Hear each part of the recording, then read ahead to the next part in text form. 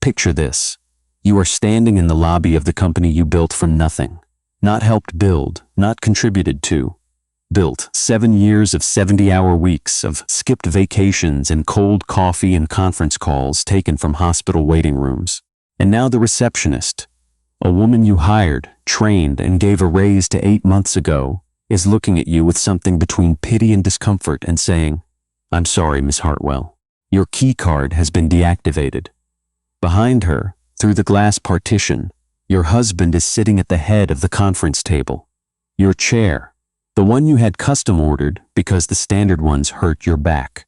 He is laughing at something, and beside him, close enough that their shoulders touch, is a woman named Serena, 29, an associate your firm brought on 2 years ago. She is wearing the blouse you complimented once, the dove gray silk one, and she has arranged her notes in front of her with the quiet confidence of someone who already knows the outcome of the meeting. His mother, Rosalind, is standing near the window. She spots you through the glass before anyone else does. She does not look surprised. She looks like a woman watching a schedule unfold exactly on time. Think about what you gave to get to that lobby. 9 years of marriage. The degree you finished at night while working days.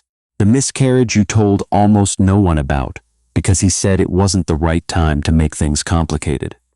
The second one you grieved alone in a hotel bathroom in Denver because you had a pitch the next morning and he had stopped answering calls by then. 9 years of showing up, of being the steadiest person in every room, of telling yourself that love was not supposed to be easy and that hard things were worth fighting for. And then you are standing in that lobby, keycard declined, watching the life you built go on without you. And the only thing you can think is, they planned this. They planned this while you were still inside it. This is Wren Hartwell's story. Stay until the end. Wren Hartwell was 37 years old, the founder and chief creative director of Hartwell & Co., a mid-sized brand consultancy she had started in a 1-bedroom apartment in Chicago, with a laptop, 2 clients, and the kind of stubborn certainty that either destroys people or carries them somewhere extraordinary. She had built it over 7 years into a firm with 41 employees, a client list that included 4 Fortune 500 companies, and an office on the 22nd floor of a building she had always loved the look of from the street. She had also, along the way, married Elliot Marsh. Elliot came from a family that collected credentials the way other families collected debt. His father had built a private equity firm. His mother, Rosalind, had spent 30 years curating the kind of social life where everyone knew everyone, and every favor had a price. Elliot himself was charming in the way of men who have never needed to try very hard. He was tall, well-read, quick with a compliment, and he had looked at Wren in the early years like she was the most interesting thing he had ever found. She had believed that look. She had built a marriage on it. What she had not understood, not for a long time, was that Rosalind had never accepted her. Not the girl from downstate Illinois with the state school degree and a calloused ambition. Rosalind smiled warmly at parties and called Wren darling, and mentioned her firm to dinner guests with the careful enthusiasm of someone describing a child's science fair project. Impressive for what it is, the subtext said. Just not quite enough. The children conversation started in year 2 and did not stop. Not cruelly, not directly. That was never Rosalind's way. It came through asides, through articles left on the kitchen counter about fertility and age, through a particular kind of silence after family dinners that lasted 3 seconds too long. Wren and Elliot had tried. Quietly, privately, without telling anyone, because she could not bear the weight of everyone's hope on top of her own. The miscarriages happened 14 months apart. The first, she had told Elliot, who held her hand and said the right things. The second, she had been in Denver, and when she called, he said he was in a dinner and could they talk tomorrow. And she had said of course, and she had sat on the bathroom tile until the cold made her stand up. By year 7, something had gone quiet in their marriage, not loud and broken, just quiet. The way a fire goes out not with a dramatic gust, but with the slow absence of oxygen. Wren had been so busy keeping the company growing, keeping clients happy, keeping up the version of herself that the world expected, that she had not noticed how thoroughly she had stopped expecting things from Elliot. Then, 6 weeks before everything changed, a doctor named Dr. Adeline Cho at the Meridian Women's Health Clinic asked Wren a question no one had ever asked before. "Has anyone ever evaluated you specifically for adenomyosis?" Wren said, "No, doctor." Cho looked at her file the way someone looks at something that has been misfiled for years, the chronic fatigue, the painful cycles dismissed as stress, the losses attributed to age and bad luck. "I want to run a different panel," she said simply. "I think we've been looking at the wrong thing."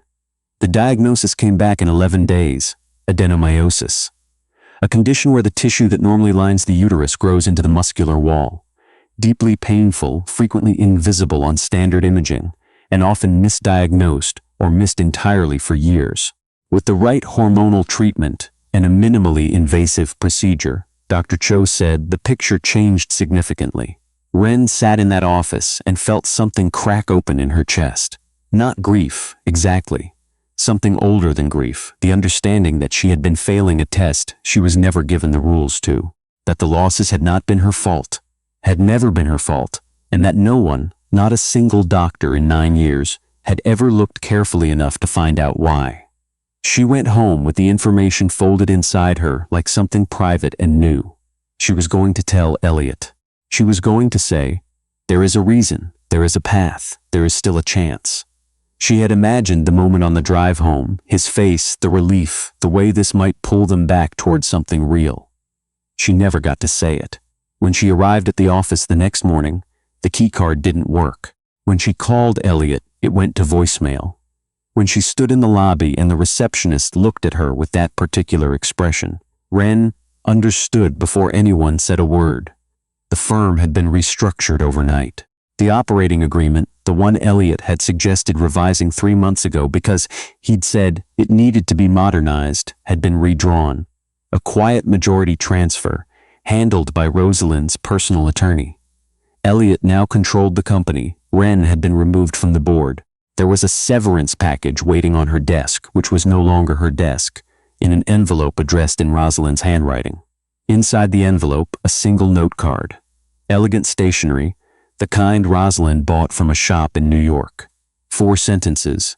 "We think a clean break is best for everyone. The firm will be in good hands. Wren, you have always been capable. We wish you well." She stood in that lobby for 40 seconds. She counted them later, because it was the kind of thing the mind does when it is trying not to detonate. Then she picked up the envelope, tucked it into her bag, nodded to the receptionist, and walked out through the glass doors into the October morning. She did not cry in the elevator. She cried in the parking garage on the 3rd level, inside her car, for 11 minutes. Then she started the engine. She drove west without a clear destination, the city giving way to suburbs, and then to a stretch of 2-lane highway that she had always found calming in its flatness. She stopped at a gas station in a town she did not know the name of to use the restroom and came out to find a flat tire. She stood looking at it with the flat, detached calm of someone who has used up their catastrophe budget for the day. "Need help?" The man who spoke was perhaps 65, silver-haired, wearing a canvas jacket and the kind of unhurried ease that belongs to people who stopped needing to prove things a long time ago. He was standing beside a truck, keys in hand, not pushing, just offering. His name, he told her once the tire was changed, was Owen Whitfield. He insisted on doing the tire himself after she fumbled with the jack in a way that made it obvious she had not done this before.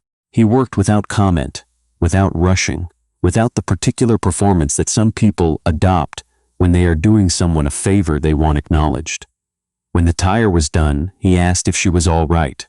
The question was direct and without artifice. Not "Are you okay?" the way people say it, meaning "Please say yes so we can move on." "Are you all right?" meaning he actually wanted to know. She told him she was not. She was not sure why, except that the gas station was nowhere, and he was a stranger, and sometimes that is exactly the right condition for honesty. She told him a version of the morning. Not all of it. Enough. Owen Whitfield listened the way people used to listen before everyone had somewhere else to be. He stood with his weight evenly distributed and his eyes on her face, and he did not once reach for his phone. When she finished, he said, "I don't know your situation, but a woman who can drive west without a plan after a morning like that is not someone who should be worried about where she ends up. It was not advice exactly. It was more like the observation of someone who had watched enough of life to know what held up under pressure. He handed her a card. My daughter runs a studio and guest cottage about 12 miles from here. It's quiet. If you need somewhere to think, she'd have room. He paused. I'm not offering because I feel sorry for you. I'm offering because you look the same way my wife used to look right before she figured something out. Wren looked at the card for a long moment. Then she thanked him and said she'd think about it. She was there by 4 o'clock. The cottage sat at the edge of a property that used to be a working farm, owned now by Owen's daughter, Laurel Whitfield, who ran a ceramics studio out of the converted barn and rented the guest cottage to visiting artists on and off throughout the year. Laurel was 32, quietly funny, a woman of particular economy with words. She showed Wren the cottage, told her the firewood was stacked on the east wall, left a pot of soup on the stove, and said, Dad texted me. Take whatever time you need. It was the least complicated kindness Wren had received in years. She stayed 3 days, then a week. She slept more than she had slept in a decade. She walked the back fields in the mornings and sat with Dr. Cho's diagnosis, in the way you sit with something you are not ready to act on yet, but need to keep looking at directly. She called her attorney from the porch, a woman named Beth Schaefer, whom she had used for business contracts for 4 years. She told Beth what had happened. Beth was quiet for a moment, then said, in the tone of someone picking up a weapon, Send me the original operating agreement. Send me everything. Owen came by on the 4th day with a loaf of bread from a bakery in town. He sat on the porch for an hour. He told her about his wife, Miriam, who had died 3 years ago, about the firm he had built in his 50s, after a first career in architecture that he had loved and then walked away from when it had stopped being something he recognized. He did not give her a speech. He told her true things at a comfortable pace, and she found that she could say true things back. My father would have liked you, she said once, without planning to. Owen looked at her with an expression that was quiet and full at the same time. What was he like? Patient, she said. He was a patient man. He thought most problems solved themselves if you gave them room. She paused. He died when I was in graduate school. I still sometimes hear a question start in my head that's meant for him. Owen nodded. Those don't stop, he said, but they do get gentler. She learned over the following days that Owen Whitfield was not a small figure. He had been one of the founding partners of an architectural firm that had shaped the skylines of 3 Midwestern cities. He had stepped back from public work in his late 50s to teach, to consult selectively, and to do what he called the quieter things, which turned out to include mentoring young architects, sitting on the board of a foundation that funded women in design, and, apparently, changing tires for women who had just lost everything in a parking lot. She also learned, on the 8th day, that his son was coming to visit. She had seen the photograph first, on a shelf in the main house where Laurel had invited her for dinner. A framed photo of 2 men at a job site, one clearly Owen, younger, and one who was perhaps 30 at the time of the photo, broad-shouldered, holding blueprints, caught in a moment of concentration so complete he had not noticed the camera. That's my brother Callum, Laurel said. He and Dad are annoyingly similar.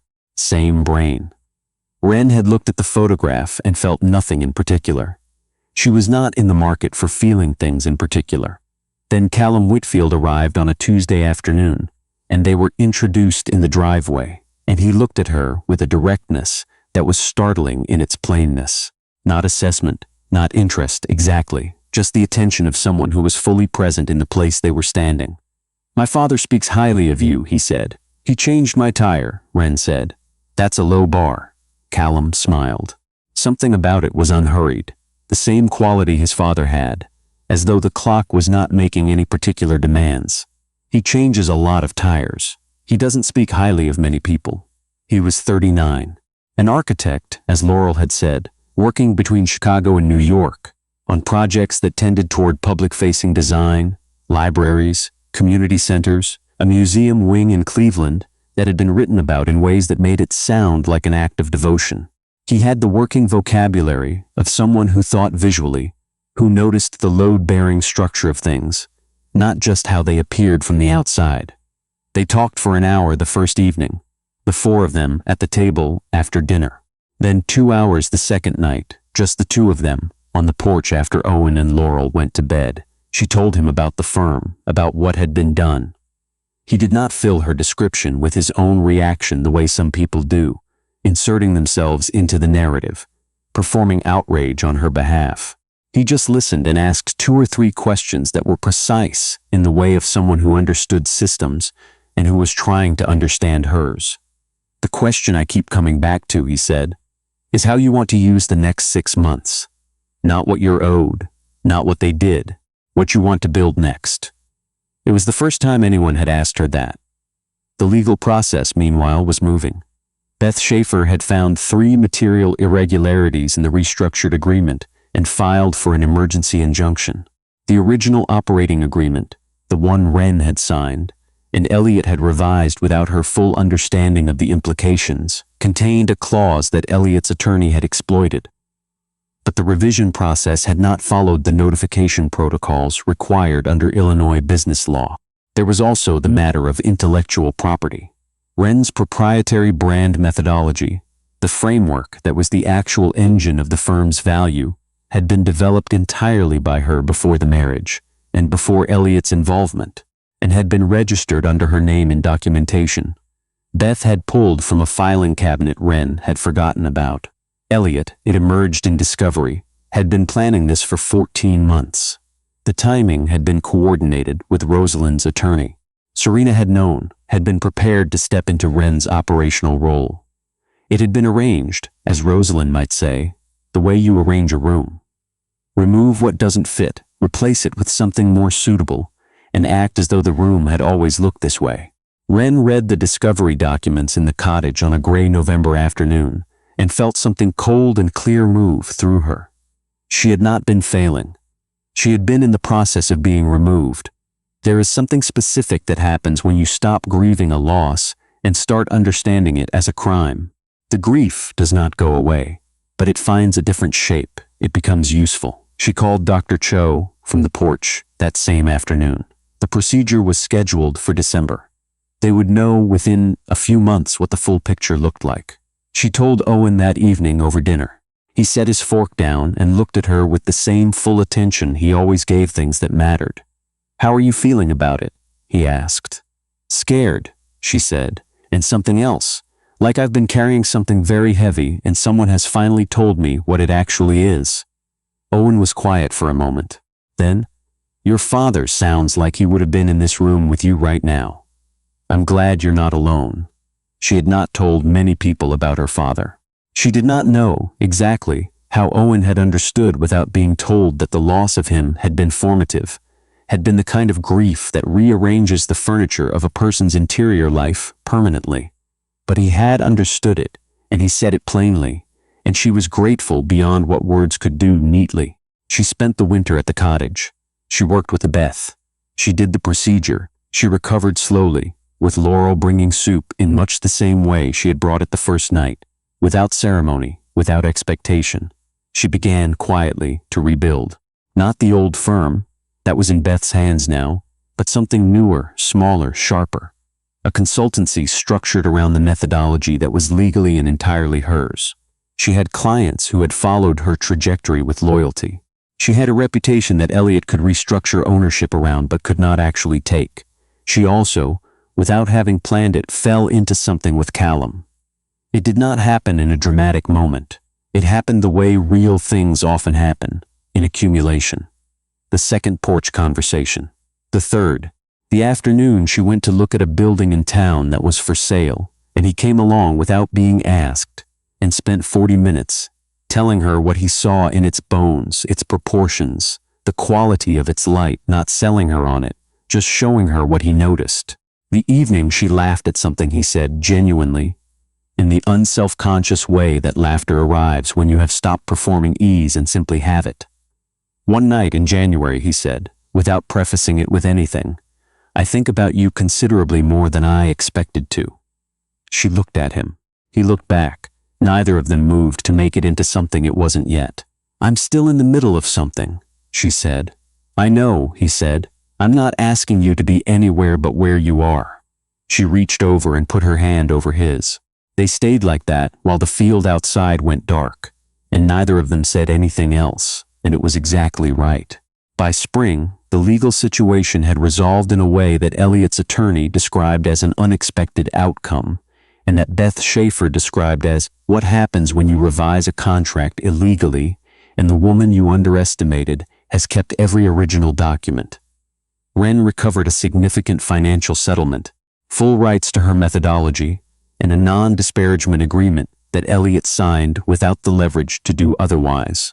She heard, through the kind of indirect route that information travels in business circles, that Serena had lasted 4 months in the operational role before 2 of the firm's largest clients had followed Wren's trail and quietly reduced their retainers. She heard that Rosalind had attended the settlement meeting, looking for the first time like a woman who had made a calculation that hadn't landed the way she'd expected. She did not feel triumphant about any of it. She felt something quieter and more durable. It was Owen who mentioned the event, a benefit gala in April for the foundation he chaired, held at an art museum in the city. A significant evening. People who shaped things would be there. Elliot had been invited, she learned, because his family foundation held a partnership with Owen's. He would attend with Serena. "I am too old," Owen said in his armchair with the particular dry warmth he reserved for conclusions he had already reached, "to watch that man attempt dignity, but you should come, not for him. Because you belong in these rooms and you have spent too long being kept outside of them." He paused. "Callum has been asked to speak about the community design project. He would be glad of company." The understatement of it made her smile. She wore navy that evening, clean-lined and understated in the way of someone who does not need the room's help.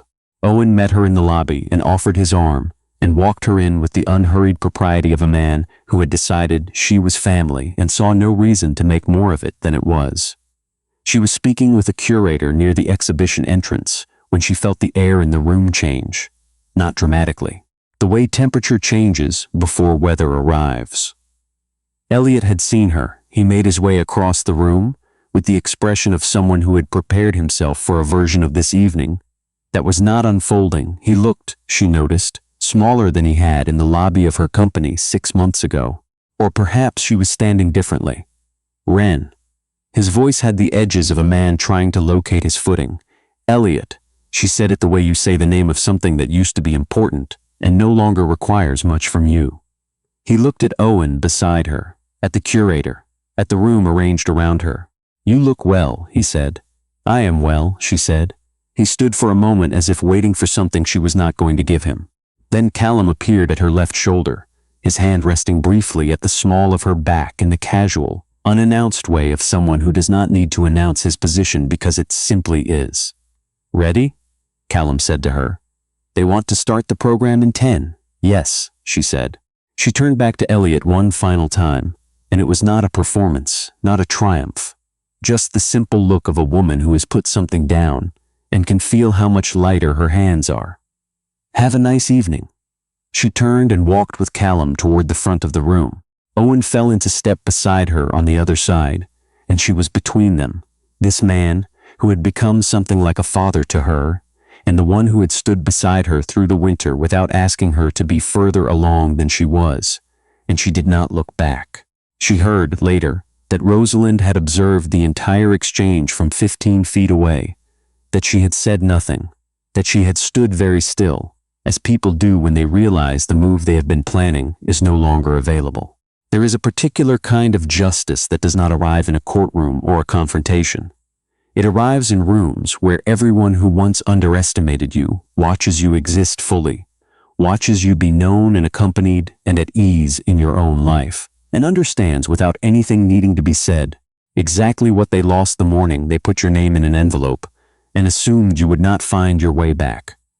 Karma is quiet sometimes. It wears navy and accepts an offered arm and does not need to raise its voice. Wren and Callum married the following October. Small, particular, exactly 30 people, held on the Whitfield property where the fields had turned gold. Laurel made the centerpieces herself, low and unshowy, the kind of beautiful that doesn't announce itself. Owen sat in the front row in a dark suit, and spent most of the ceremony looking at his shoes in the particular way of a man working very hard not to cry. When Wren passed him to take her place, she touched his hand for a moment, and he covered it with his own without looking up, because some things do not need to be looked at directly to be felt completely. The vows were their own words, nothing borrowed, just, I see you. I am not afraid of what I know about you. I am staying. They had both lived enough to understand that those were the only promises that held. Months later, an ordinary morning, Wren at the kitchen table with her laptop and a cup of coffee gone lukewarm, working through a proposal for a non-profit whose brand architecture she had taken on because the work mattered and the people were doing something real. Callum at the other end of the table with blueprints spread wide, making notes in the margins, occasionally reading something aloud to see how it sounded, not asking for her response necessarily, just thinking in her presence the way two people do when they have stopped needing to be interesting to each other and are simply together. The studio had done well, better than she had let herself plan for. 3 former clients had returned by December, 4 new ones by spring. The methodology that Elliot had tried to absorb into a firm he did not understand had turned out to be the thing the market recognized, the thing people called her about, the thing that was, structurally and legally and simply, hers. She looked up from her screen. Callum was still reading, one hand around his own coffee, the blueprints covering most of the table between them.